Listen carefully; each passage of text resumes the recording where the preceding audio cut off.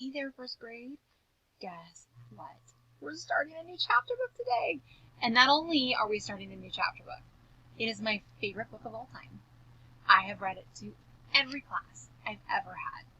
I think this might be like my 20th time reading this aloud. I absolutely love this book. It's called, whoops, oh gosh, big post-it on the front. It's called Charlotte's Web. You guys know it? Oh, it's a dreamy book.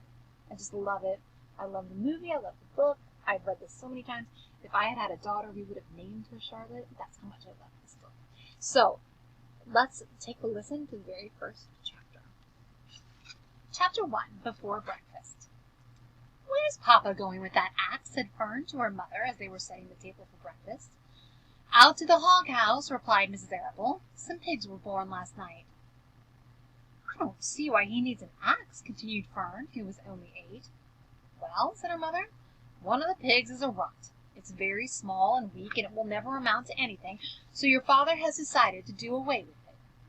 "Do away with it!" shrieked Fern. "You mean kill it just because it's smaller than the others?" Mrs. Arable put a pitcher of cream on the table. "Don't yell, Fern," she said. "Your father's right. The pig would probably die anyway."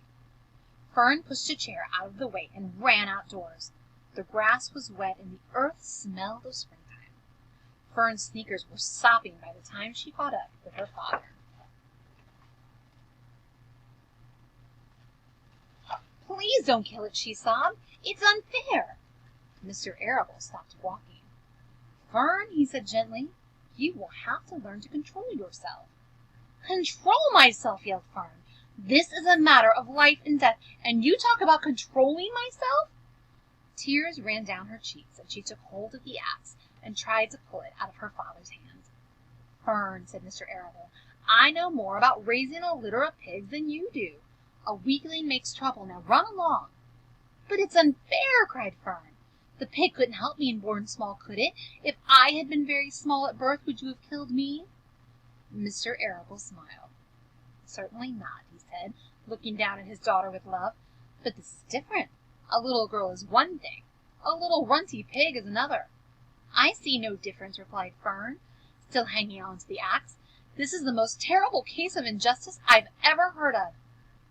A queer look came over John Arable's face. He seemed almost ready to cry himself. "All right," he said. "You go back to the house, and I'll bring the runt when I come in. I'll let you start it on a bottle like a baby. Then you'll see what trouble a pig can be." When Mr. Arable returned to the house half an hour later, he carried a carton under his arm. Fern was upstairs changing her sneakers. The kitchen table was set for breakfast, and the room smelled of coffee, bacon, damp plaster, and wood smoke from the stove. "Put it on the chair," said Mrs. Arable. Mr. Arable set the carton down at Fern's place. Then he walked to the sink and washed his hands and dried them on the roller towel. Fern came slowly down the stairs. Her eyes were red from crying. As she approached her chair, the carton wobbled and there was a scratching noise. Fern looked at her father. Then she lifted the lid of the carton. There inside, looking up at her, was the newborn pig. It was a white one. The morning light shone through his ears, turning them pink. "He's yours," said Mr. Arable, "saved from an untimely death, and may the good Lord forgive me for this foolishness." Fern couldn't take her eyes off the tiny pig. "Oh," she whispered, "oh, look at him. He's absolutely perfect." She closed the carton carefully. First she kissed her father, and then she kissed her mother.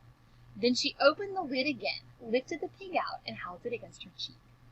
At this moment her brother Avery came into the room. Avery was 10. He was heavily armed, an air rifle in one hand, a wooden dagger in the other. "What's that?" he demanded. "What's Fern got?" "She's got a guest for breakfast," said Mrs. Arable. "Wash your hands and face, Avery." "Let's see it," said Avery, setting his things down. "You call that miserable thing a pig? That's a fine specimen of a pig. It's no bigger than a white rat." "Wash up and eat your breakfast," said his mother. "The school bus will be along in half an hour." "Can I have a pig too, Pop?" asked Avery. "No, I only distribute pigs to early risers," said Mr. Arable. "Fern was up at daylight trying to rid the world of injustice. As a result, she now has a pig. A small one, to be sure, but nevertheless a pig. It just shows what can happen if a person gets out of bed promptly. Let's eat." But Fern couldn't eat until her pig had a drink of milk. Mrs. Arable found a baby's nursing bottle and a rubber nipple. She poured warm milk into the bottle, fitted the nipple over the top, and handed it to Fern to give him breakfast. A minute later, Fern was seated on the floor in the corner of the kitchen, with her infant between her knees, teaching it to suck from a bottle. The pig, although tiny, had a good appetite and caught on quickly. The school bus honked from the road. "Run!" commanded Mrs. Arable, taking the pig from Fern and slipping a doughnut into her hand. Avery grabbed his things and another doughnut. The children ran out to the road and climbed into the bus. Fern took no notice of the others in the bus. She just sat and stared out the window, thinking what a blissful world it was, and how lucky she was to have entire charge of a pig. By the time the bus reached school, Fern had named her pet, selecting the most beautiful name she could think of. "Its name is Wilbur," she whispered to herself. She was still thinking about the pig when the teacher said, "Fern, what is the capital of Pennsylvania?" "Wilbur," replied Fern dreamily. The pupils giggled. Fern blushed. So, Fern has a pig named Wilbur. And so our next chapter is aptly named Wilbur. And so tomorrow we'll read chapter 2 and find out a little more about Wilbur from my favorite story, Charlotte's Web. Have a good day, guys.